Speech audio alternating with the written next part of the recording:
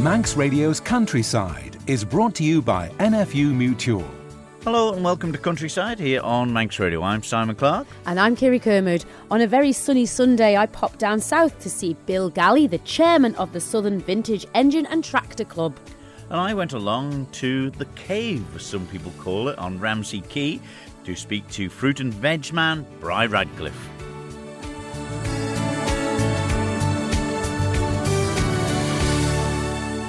Firstly, we'll be talking to Brian Radcliffe in a second or two. Of course, big in the market garden world for many, many years with his outlet on Ramsey Quay there, Kirree. But with this news that's what's been happening around the world, of course, the shortages of certain fruits and tomatoes and things, it's a strange thing, isn't it? You just get over one thing and it happens with something else. The world's a funny place. That really is, and that is the volatility of bringing food around the world.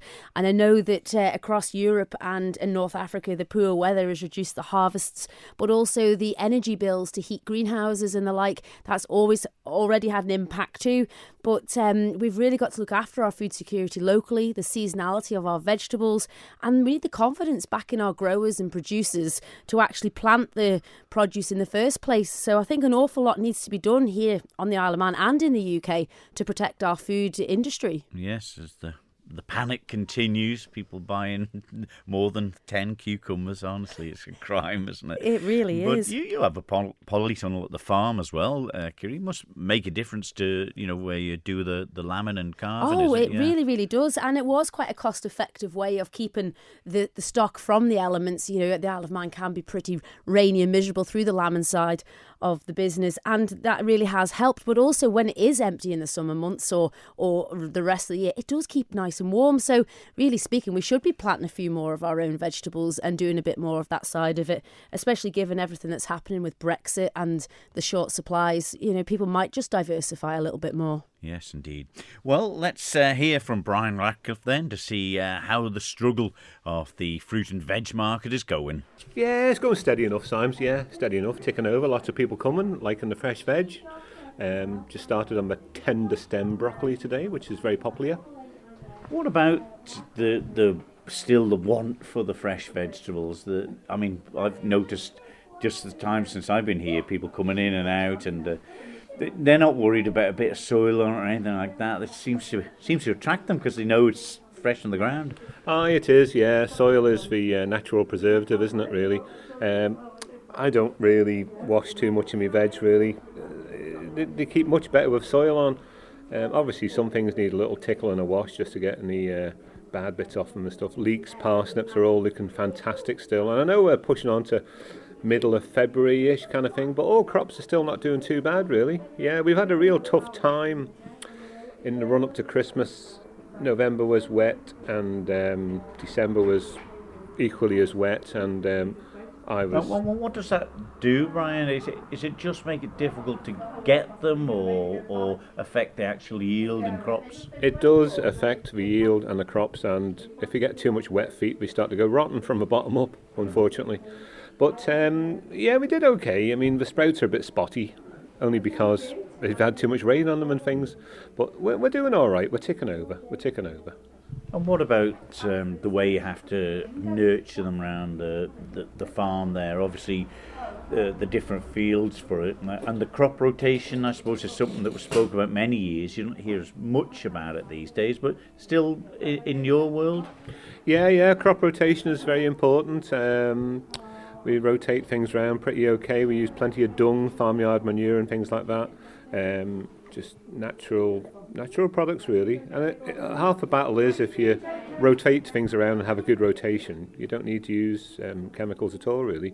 And okay, my crops are not clinically clean. There is weeds in them and other bits of dross and things, but as long as the crop survives, we're all right. Well, you've been at it quite a few years now. You've been in this down a while, the old one. How many years have you had the little shops in Ramsey? Oh, golly. Well, I've been at this maybe pushing 35 years for some reason. I don't know why yet. It seemed like a good idea at the time. And, it's really lovely to grow the crops and chat to the customers and explain what's in season and what's up and coming and why things are a bit spotty and blemishes on them. But no, I've got a really great rapport with all the customers. I really do thank them very much for all the support over the past number of years and everything else. It's just brilliant. We have a good crack and a good laugh, and if some people travel a great distance from Peel or Port Erin, I always give them an extra Brucey bonus. Really? Yeah, you can't beat an extra spud in the bag or a leek or something like that, can you? And people love that though, and it's something that's missing from the old greengrocer shops years ago. They just pick the stuff up now if they're in the supermarket. Bloop. Yeah, and that's it's right. Shoved in a bag. Where here, like you say, they get the story behind it. Yeah, we do, and it's and lovely. many other things probably. Yeah, lots of rubbish spoke about as well. But no, you do get to know your customers, and we have a good laugh and a bit of banter with them and stuff and all. And it all boils down to good customer service, really, isn't it? I mean, I always pride myself in a one-to-one dealing with the customer, and even if they're spending £5 or 20 quid sometimes near a Christmas time, or even 50p, we all get treated the same. I'm very thankful for them to come in and spend a couple of bob with me, and I look after them very well. It's not an easy job though, Brian, is it? By all means. I've been there as a youngster on the farm, helping picking sprouts and weeding carrots and things. Yeah, it is. It is heavy going sometimes, and I'm getting on in years a bit, I suppose, really, but I've been doing it for 35 plus years, as you say. But my knees give me a bit jip, but it's not too bad. It's kind of settled down a bit. But it's all hand picking, isn't it, really? It's all hand picking. New Lamborghini tractor like Clark's or anything yet? No, just survive and look after the old bombers that I've got, really. But yeah, I mean, the veg practices have changed. I know I grow quite a few variations of crops, and Stuart out there at Regaby grows veg and stuff as well, and one or two others on the island. But we're getting a bit thin on the ground, and because we're getting thin on the ground, the vermin and stuff like that, which are always around, like pigeons and pheasants, they make a beeline for me field, something rotten, and I can't just keep the beggars out at all.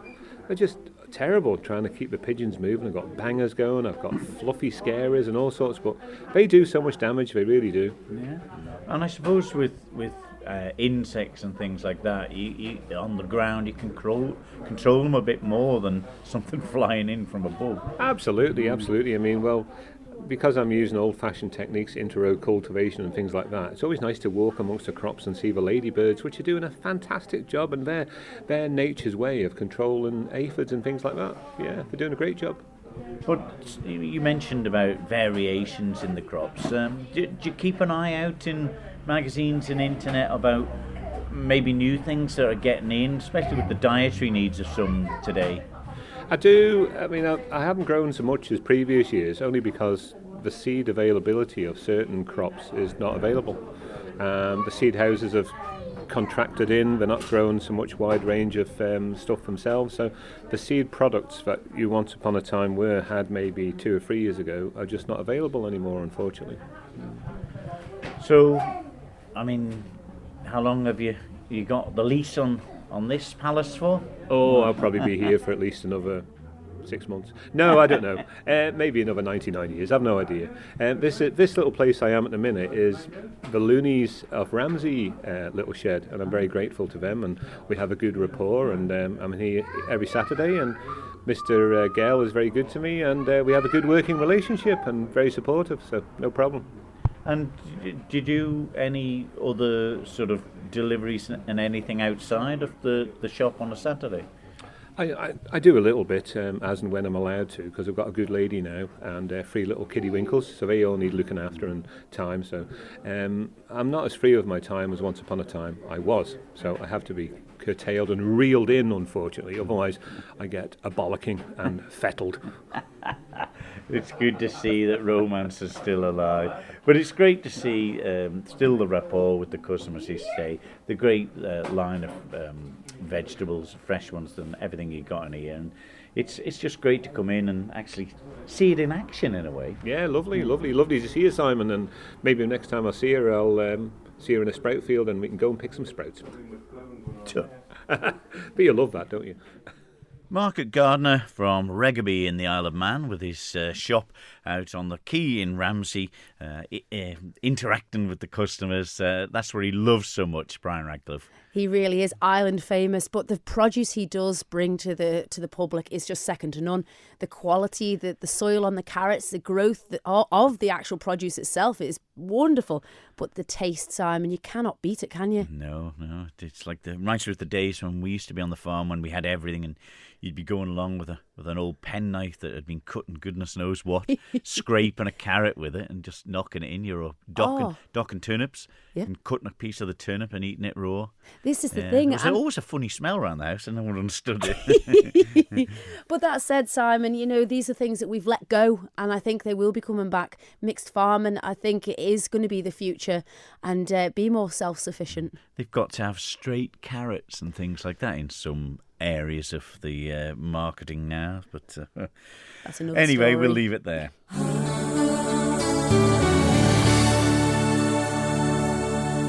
You're listening to Countryside here on Manx Radio with Simon Clark and Kirree Kermode, and well, tractors, the modern ones that are around today, the massive machinery, all the devices that are designed to save labour, I suppose, nowadays. But years gone by, it wasn't quite the same. Kirree, you found out more.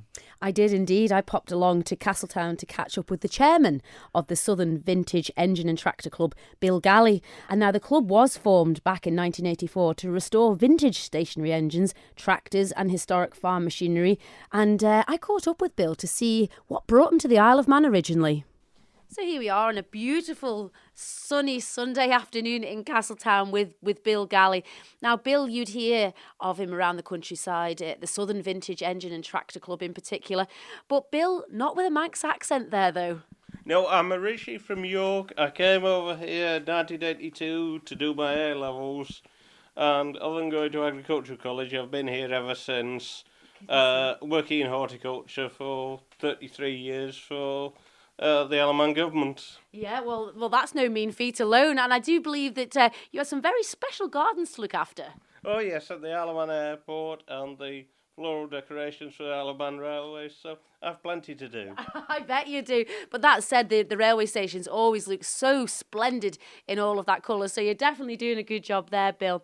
Now, on a side note and a hobby of yours, the Vintage Engine and Tractor Club of the Southern of the Isle of Man, now that's been going for a good number of years. How did you get involved with that? I first got involved in it in the early 2000s. My father found a Suffolk lawnmower at the tip, and then I had a look myself and built up a collection till I had enough to start showing in 2005, and I've been showing our own Southern Vintage show and the agricultural shows ever since. Yeah, so you say you found it at the tip. Now, the tip as in the amenity site in the Isle of Man, Yeah. southern side. Southern amenity site, yes. And what a find that was. And the Southern amenity site at one point, if they found anything, they'd put it to one side and say, you better come and get this. So the knowledge to restore and look after these engines, Bill, now that's something you will have had to have grown up with. To an extent, yes, and I had a man working for me who was a mechanic, and he taught me how to do it. Ah, I see. And obviously you've gone from strength to strength because the Southern Vintage Show goes ahead then this year in Castletown. I know that you bring an awful lot of lawnmowers and other household goods that Debbie shows there of yesteryear.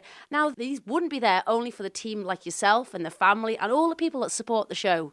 Yes, indeed. We've quite a lot of good members who support, and the setting up and taking down is a bit that takes the time, but there's an awful lot of people there that support the club and actually come and help do it, and it's a lot of work to bring it there, but it's well worth seeing when you see the public reaction.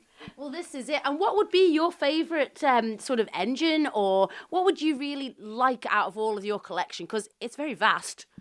My favourite engine as such is the 1920 National Oil and Gas engine, which worked up at Regaby originally on a farm at Regaby, and with friends and members of the club we restored that a few years ago. But my favourite tractor is a little Ransom's Crawler, 1952, which worked for, we think, as far as we can make out, worked for the Forestry Board in their nurseries. 95% is from the Isle of Man, yes. Yeah.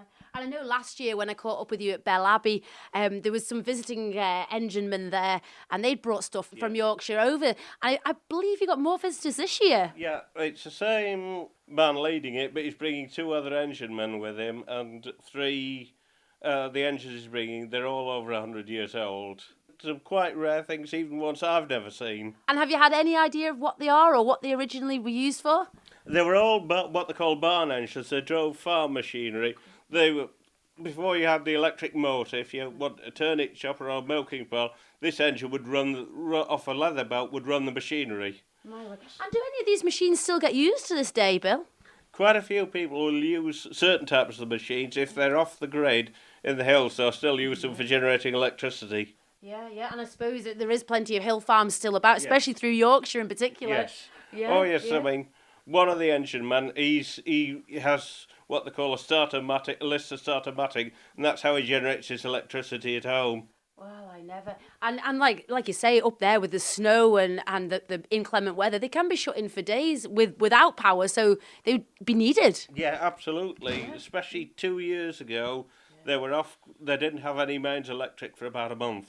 So this year, obviously 3 good events as you normally do, and the tractor runs, Bill. The first one we're looking at, so the 17th and 18th of June, in a new venue this time. Yes, we're at Doctor's Meadow in Castletown, behind the Southern 100, in the big field there, courtesy of Stephen Gorn. So we're planning for it now, working towards it at the moment. So it's coming together quite nicely. Yeah, no, this is it. And it's a nice flat field for you all Yes. to have a show on. It's Absolutely, cracking, isn't yes. it?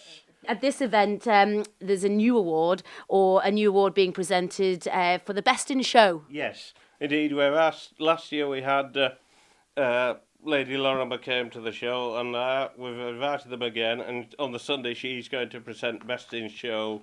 We've reinstated the cup, and it'll be the first time. So we thought, as she is from a farming background, we thought it was a good idea to ask her to do it, and they accepted it. Oh, is that something really, really special to look forward to? But over the years, Bill, you've had quite a number of guests to the show, and one notable chap in particular, Guy Martin. Yes, indeed. He came to one show around about 2011, and he looked in and asked me about a particular type of engine. I said, come back in an hour, we'll have it running, and we did. And the following year, credit to him, he came back and he brought an engine, and actually spent the best part of the Mad Sunday with his engine at the show, and he got best in show that year, and quite rightly so. He's very into all of that sort of machinery from yesteryear, and we see him on the telly now. He's really gone from strength to strength, and actually putting out there the knowledge of the past, again, televised. Absolutely, yes. It's keeping history alive. People actually do it, and hopefully keep it going for the next generation, saving the machinery from the scrap man. Well, this is it, isn't it? But what we see as scrap, obviously you see as real treasures. And that said, Bill, 40 years next year since the club got started. Yes, indeed. So we're hoping next year to get as many people as we can, and we'll organise transport for people that want to come down. That's the theory at the moment, and try and go from strength to strength and make it a really special show next year. No, this is it. And with the 3 events, you do have the ploughing at the back end in October time, but also the tractor runs. Now, these are more for the vintage tractors, more so than the ones we see at Christmas time. Well, everybody's welcome to turn up, but we primarily have the vintage tractors, yes. When is them dates, Bill?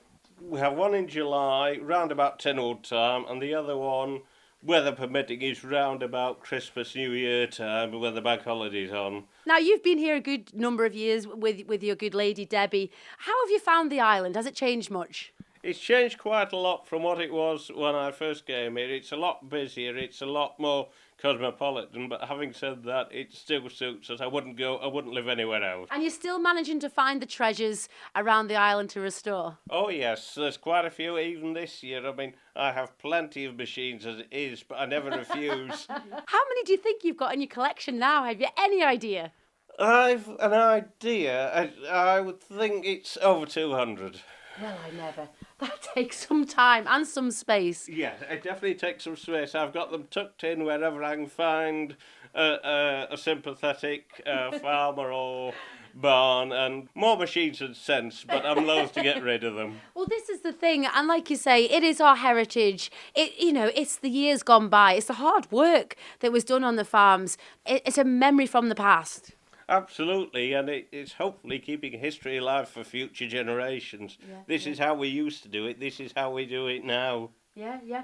And does the museum, take an interest in what you do? Are they able to display some of the more, really special machines? I would like them to, but there's a certain reluctance to do it due to their insurance. But who knows in the future? I mean, the Grove would be the obvious place to display it, but I did offer, and it wasn't received favourably, put it that way. Yeah. Well, who knows? Time moves on, doesn't it? And we've got the Southern Agricultural Show and the Royal Manx Agricultural Show to look forward to, along with St Mark's Village Fair. You take outings to these. Yes. I'll be at most of them. I mean, certainly this year, due to other commitments, I won't be at the Southern.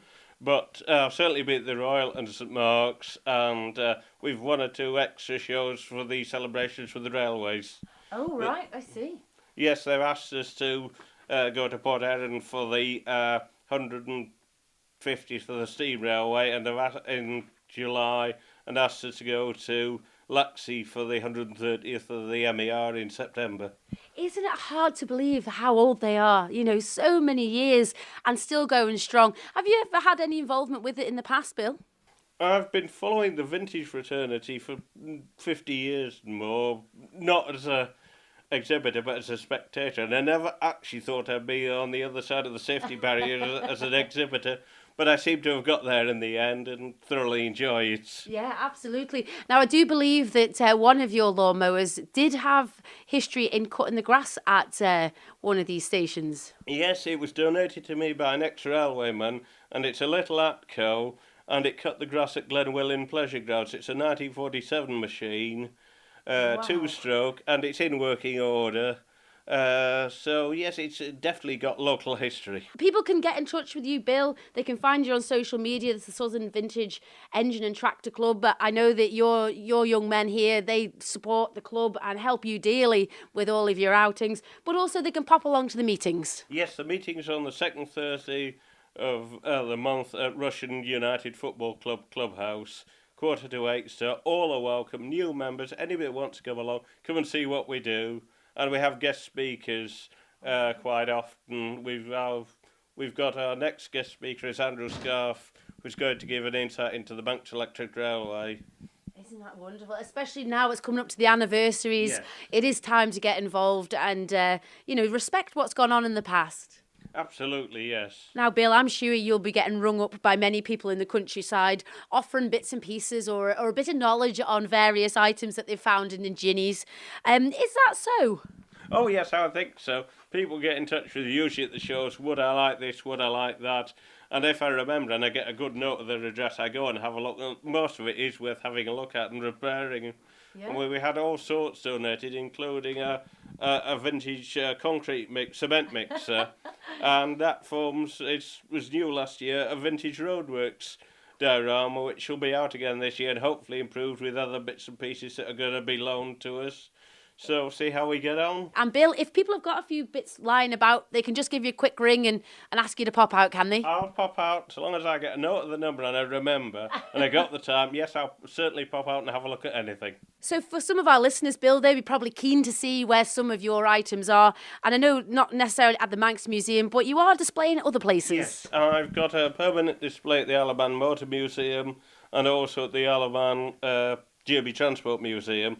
I've got a permanent display there, and they're happy to have them. There we go. That was Bill Galley, the chairman of the Southern Vintage Engine and Tractor Club. We had 2 Massey Ferguson 35s when I was a kid on our farm, and it had one spanner. Yeah. A big end and a little end, and it fitted all the nuts on it. This is it. Yeah. So simple. Life was so simple, and it would be nice to be back there, wouldn't it, sometimes? Oh, we can get Craignish open in the summer again. Anyway, enough reminiscing for this week. We'll be back next Tuesday with more from the countryside. Don't forget, if you have anything for the programme or any suggestions, leave a message for Kirree Kermode or Simon Clark here at Manx Radio and we'll get back in touch with you. Send an email to countryside@manxradio.com and you can listen to the podcast at your leisure by going to manxradio.com and downloading it for free there.